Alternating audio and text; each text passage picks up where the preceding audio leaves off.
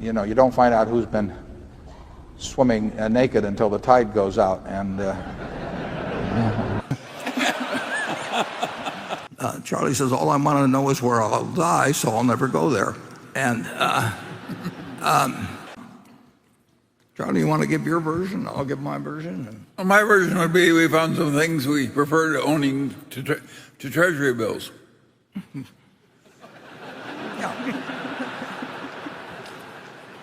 And as usual, Charlie's given. We get all these suggestions from index funds, a letter saying the chairman and the president of the chief executive officer are the same person, and that they have some professor somewhere that thinks that American business would work better if it had a separate, if one could split them in two and have each half work. And to me, it's the most ridiculous criticism I've ever heard. Odysseus would come back from winning the battle in Troy and so forth, and some guy was saying, I don't like the way you were holding your spear when you won that battle. I watched a man break down in front of me. He was 62 years old, worked 35 years at the same company, good salary, good benefits, did everything right, or so he thought. He had $47,000 saved for retirement, $47,000. After 35 years, he sat across from me, hands shaking, and asked, Charlie, what do I do? And I didn't have the heart to tell him the truth. There was nothing he could do. The time to do something was 3 decades ago.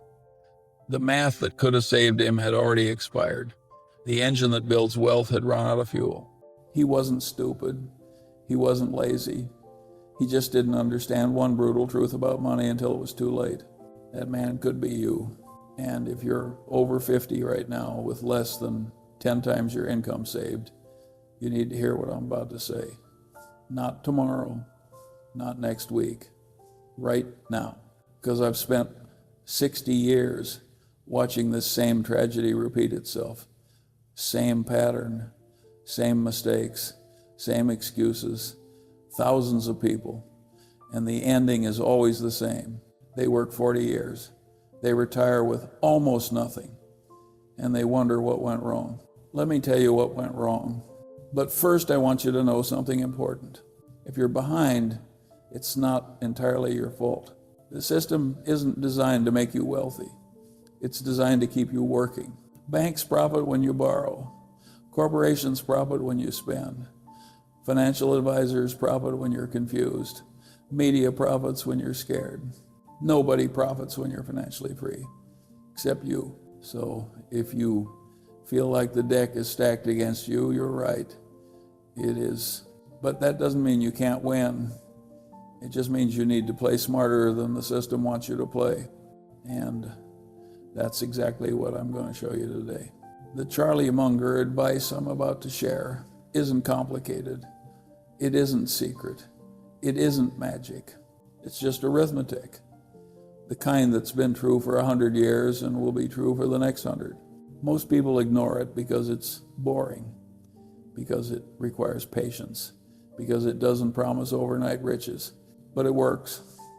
It worked for me, it worked for Warren, and it'll work for you if you're willing to actually do it.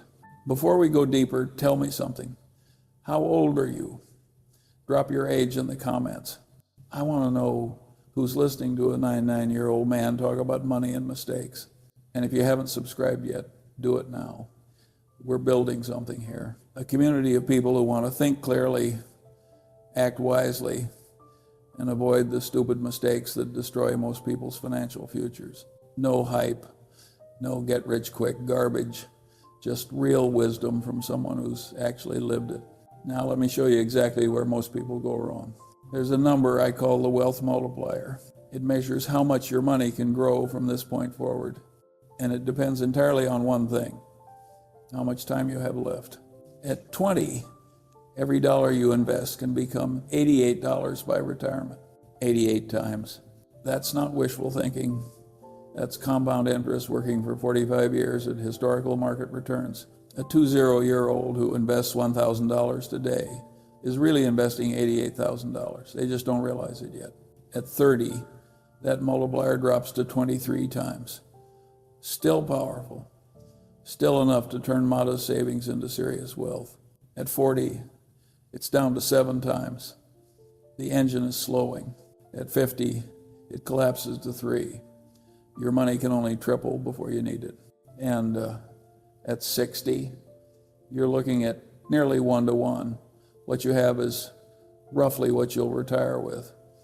The compounding machine is almost stopped. Let me give you a picture of this. The wealth multiplier is like wind at your back. At 20, you have a hurricane pushing you forward. Every step you take covers 10 feet. The universe is helping you build wealth. At 50, the wind has died. You're walking on flat ground. Every step is just one step. At 60, you're pushing into a wall. Same effort, fraction of the results. This is what nobody tells you when you're young. Time isn't just valuable. Time is everything. It's the only ingredient that makes compounding work.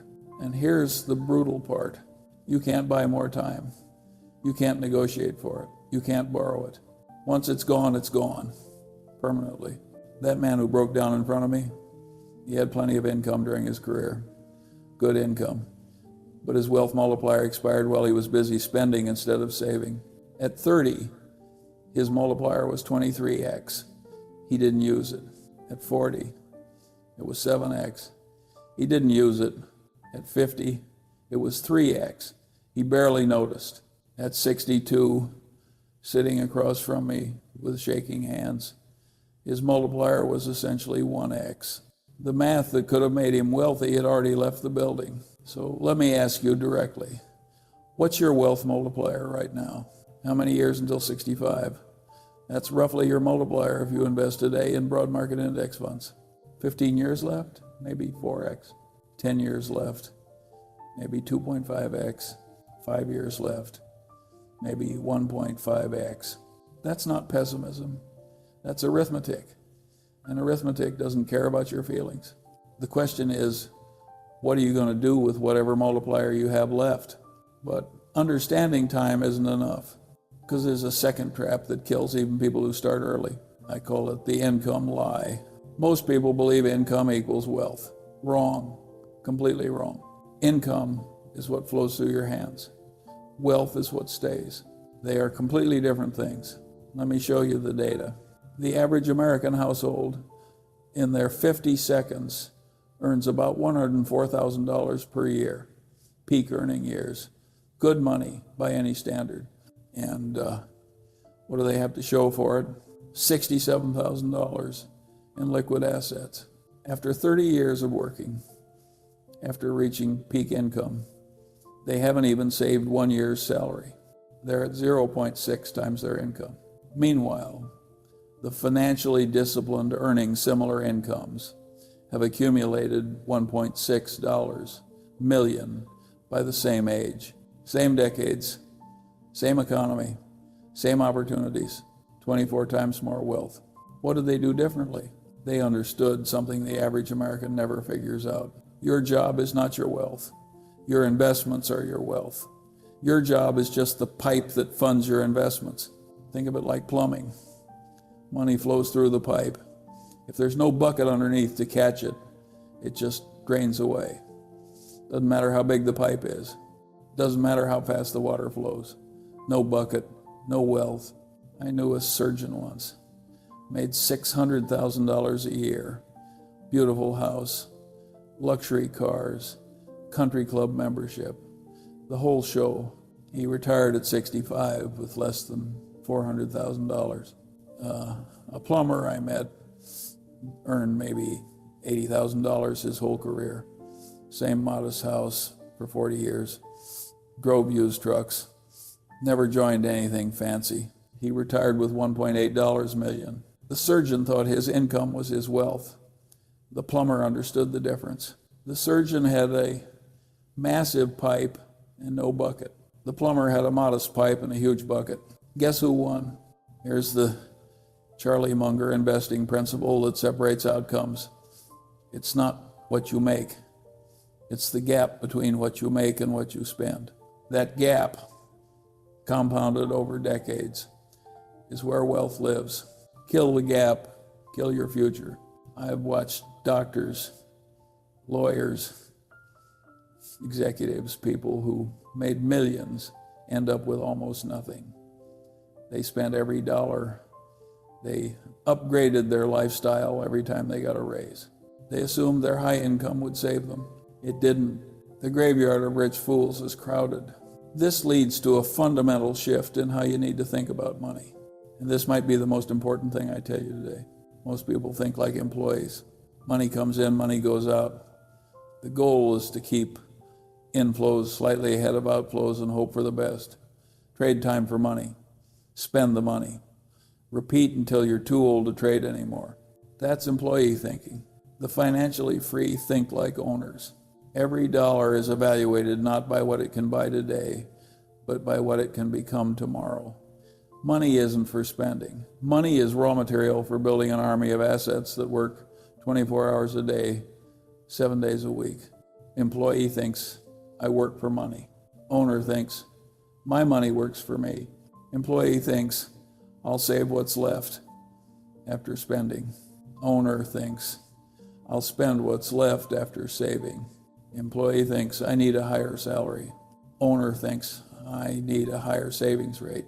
Same reality, different lens, completely different outcomes. I met a janitor once, worked at a university for 40 years, never made more than $35,000 in his life. When he died, he left $8 million to charity. Everyone was shocked. How did a janitor become a multimillionaire? Simple. He thought like an owner. Every paycheck, he bought dividend stocks. He never sold. He reinvested every dividend. For 40 years, he didn't have a high income. He had the right mindset. Meanwhile, I know physicians who earned $400,000 per year and retired broke. They thought like employees. Money in, money out, nothing left. The janitor retired a millionaire. The doctors retired with anxiety. Identity drives behavior. Behavior drives outcomes. Here's your test. When your next paycheck arrives, what's your first thought? What can I buy? Employee, what can I invest? Owner, be honest with yourself. Which one are you? And more importantly, which one do you want to become? Here's what you do.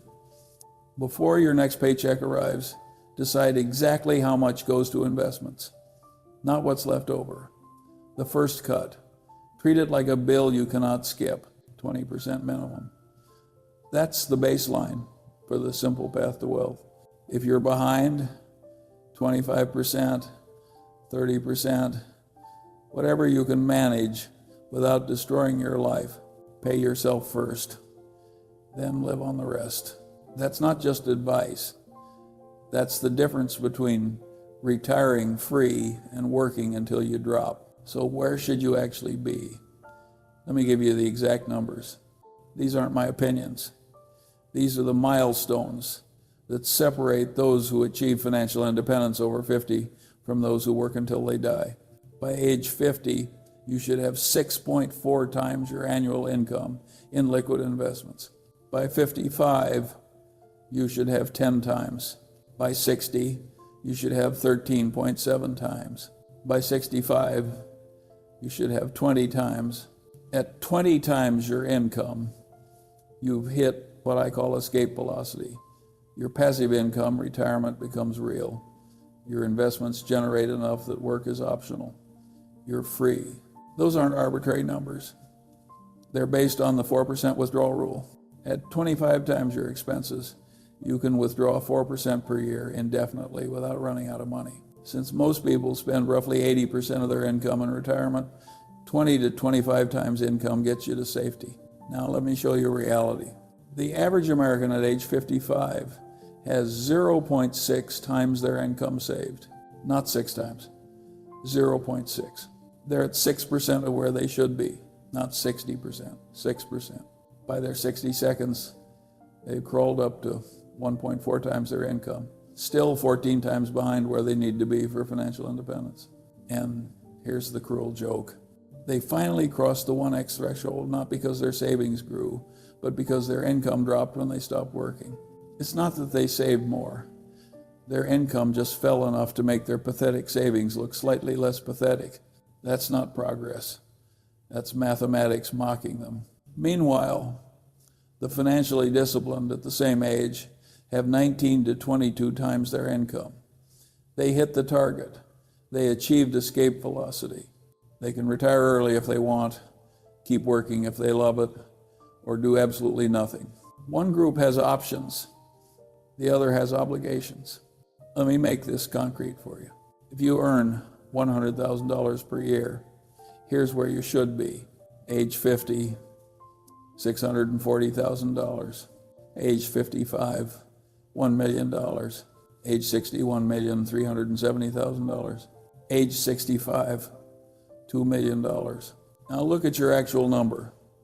How far off are you? If you're within 20% of your milestone, you're doing well. Keep going. If you're 50% behind, you have serious work to do. If you're 80% behind, you need to make dramatic changes immediately, not next year. Now, write down both numbers, your target and your actual. Put them somewhere you'll see every day. The milestones don't care about your excuses. They only care about your actions. Now you're probably thinking, I'll catch up. I'll start tomorrow. I'll make it work somehow.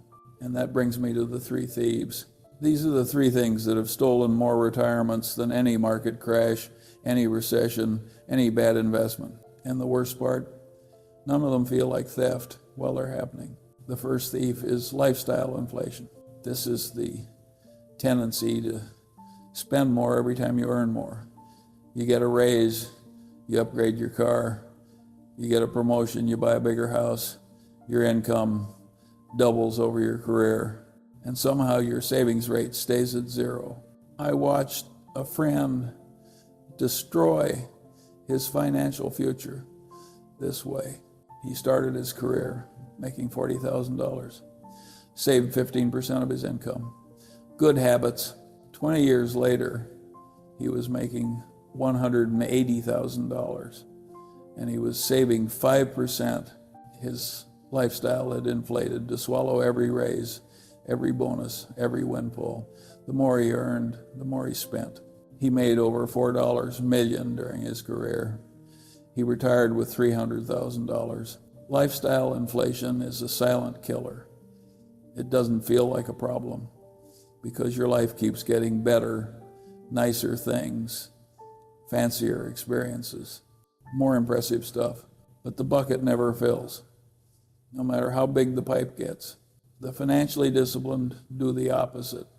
When income rises, expenses stay flat. They bank the difference. That's why someone making $80,000 can retire with more than someone making $300,000. Here's the rule.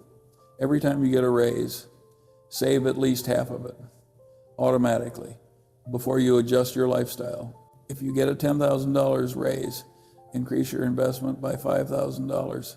Let the other $5,000 improve your life, but half goes to your future self. The second thief is procrastination. Every year you delay costs you approximately 10% of your final wealth. Wait 5 years to start investing? You've lost roughly 40% of what you could have had. Wait 10 years, you've lost 60%. Wait 20 years, you've lost 85%. I think of it as a tax. The government takes 535% of your income. Procrastination takes another 40-60% of your wealth. Except the government gives you roads and schools. Procrastination gives you nothing but regret. At 25, you tell yourself you'll start at 30. At 30, you'll start at 35. At 35, you'll definitely start at 40. And then you're 55 with $67,000 saved, wondering what happened. I'll tell you what happened. The procrastination tax took everything that compound interest would have given you. The Charlie Munger retirement advice I gave everyone is simple. The best time to start was 20 years ago.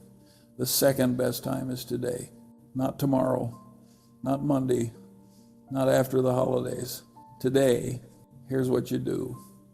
Set up automatic transfers today. Whatever you can afford, even if it's $200 a month, make it automatic so the decision doesn't require willpower every single time. The third thief is vagueness. Most people have no idea how much they actually need to retire. They've never calculated the number. They're just hoping it works out. This is financial suicide in slow motion. If you don't know your target, you have no way of knowing if you're on track. You're flying across the ocean without knowing how much fuel you need. The math of retirement income isn't complicated. Take your annual expenses, multiply by 25. That's your target for dividend investing, retirement, and financial independence. If you spend $60,000 per year, you need $1.5 million. If you spend $80,000 per year, you need $2 million.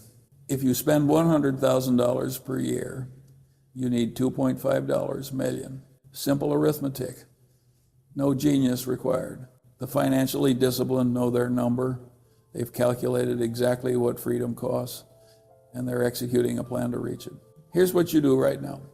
Calculate your annual expenses, multiply by 25. Write that number down. That's your freedom number. That's the price of never having to work again. Now calculate how far you are from it. That's the gap you need to close. Vagueness is the enemy. Specificity is the weapon. Now let me tell you something uncomfortable about what's coming. Your 50 seconds and 60 seconds are what I call the cruel seasons. These are the decades where the math becomes unforgiving, where mistakes from earlier decades come due, where reality stops being negotiable. In your 20 seconds and 30 seconds, you have time. You can screw up and recover. The wealth multiplier gives you margin for error. In your 50 seconds and 60 seconds, the margin is gone. Let me show you exactly what happens. Your 50 seconds are your peak earning years. The average American household brings in about $104,000. Financial mutants, the disciplined ones, earn around $200,000. This is when you have the biggest shovel. But here's the problem. Your wealth multiplier has collapsed to 3x. Your money can only triple before you need it. You're earning the most you'll ever earn at exactly the moment when time can help you the least. And then comes your 60 seconds. Income drops. The average American falls to $74,000. Even the financially disciplined drop to around $100,000. You're no longer in your peak earning years. The job market is less friendly. Your energy isn't what it was. This is exactly when you need your investments to carry you. For the financially disciplined, this is fine. They have $2 million or more.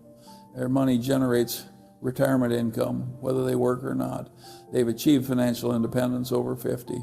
Work is optional. For the average American, this is catastrophe. They have $103,000 in assets. That's maybe 3 years of survival. They can't stop working even if they want to. Their body is aging, but their bank account demands they keep going. I watched my neighbor live this nightmare. Good man, worked hard his whole life, hit 62, and realized he couldn't stop. Not because he loved his job, because he had no choice. He worked until 74, died at 76. 2 years of retirement after 52 years of work. That's not a life. That's a tragedy with a paycheck. So here's the question for retirement planning over 50. Which path are you on? If you're in your 50 seconds and you're behind, let me be direct with you. You need to take aggressive action. Not next year. Now, first, maximize every retirement contribution. 401k to the limit, IRA to the limit, HSA if you have one, every tax advantage dollar you can find. Second, cut expenses ruthlessly, not 10%. Cut 30% if you have to. This isn't about comfort anymore. This is about survival. Third, consider working longer. I know that's not what you want to hear, but an extra 3 to 5 years of contributions plus delayed withdrawals can dramatically improve your situation. Fourth, think about retirement at 50 differently.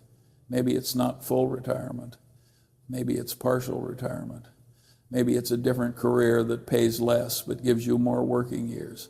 The math in your 50 seconds requires creativity and brutal honesty. But here's what I need you to understand.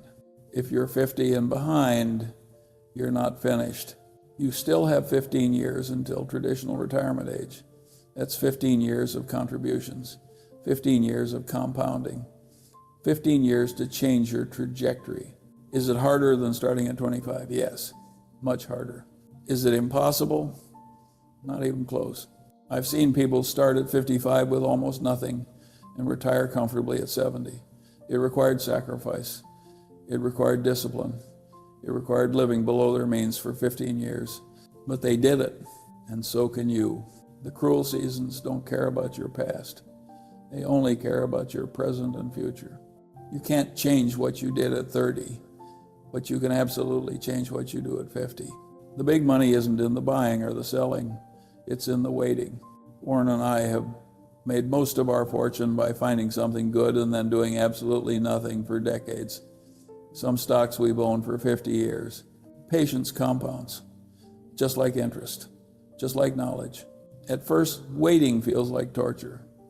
You see your money sitting there, you want to do something. Activity feels like progress, but activity in investing is usually the enemy.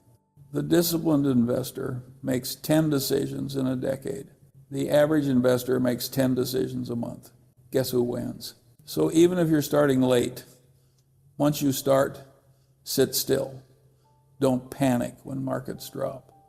Don't chase returns when they rise. Just wait. That's where the money is made. Let me bring this back to something concrete. After everything I've told you, what actually needs to happen, I'll warn you, the formula is going to disappoint you. It's so simple it feels like it can't possibly work. But it does. It's worked for 100 years. It'll work for the next 100. Here's the formula. Step 1, calculate your number. Take your annual expenses, multiply by 25. That's your target for financial freedom. Spend $60,000 a year. You need $1.5 million. Spend $80,000 a year. You need $2 million. Write it down. That's your finish line. Step 2, calculate your gap. Current investments subtracted from your target. That's how far you have to go. If you need $2 million and you have $400,000, your gap is $1.6 million. Simple arithmetic. Step 3, save 20% minimum every paycheck automatically before you see it, before you can spend it. If you're behind, save more, 25%, 30%, whatever it takes. This is the price of the life you want. Step 4, invest in boring things.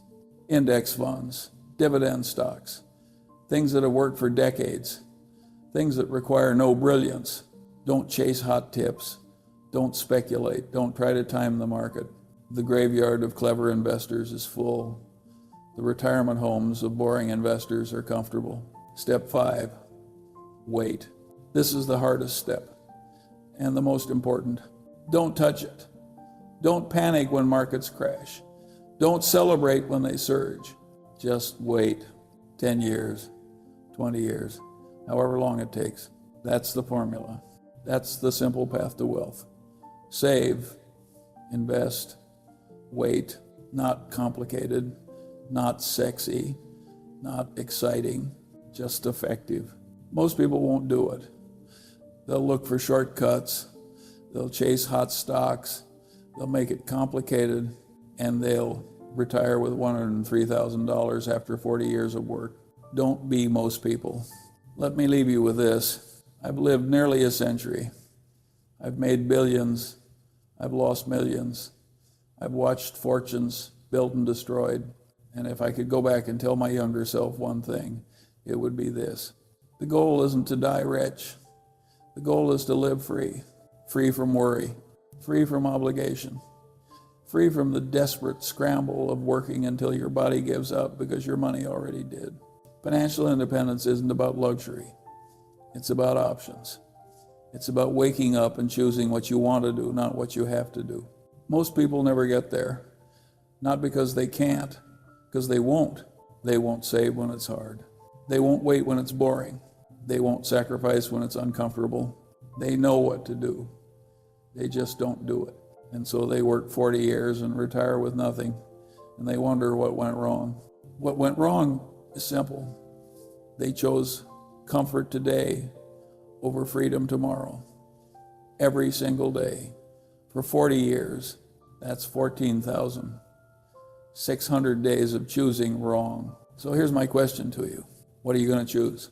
Not tomorrow, today. Are you going to calculate your number today? Are you going to set up automatic savings this week?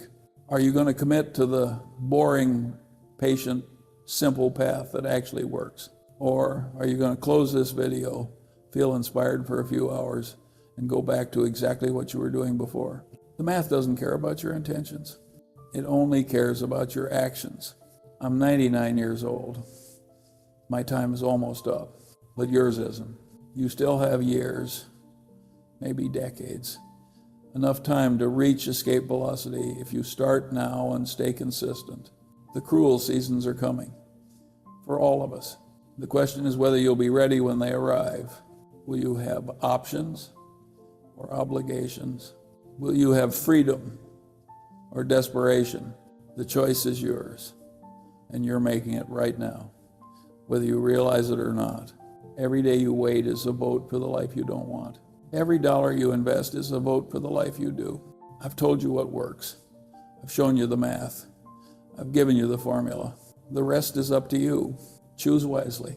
And if you got value from this Charlie Munger speech, subscribe, share it with someone who needs to hear it, leave a comment telling me what you're going to do differently starting today. Because knowing isn't enough. Doing is everything. Now go build the life you actually want.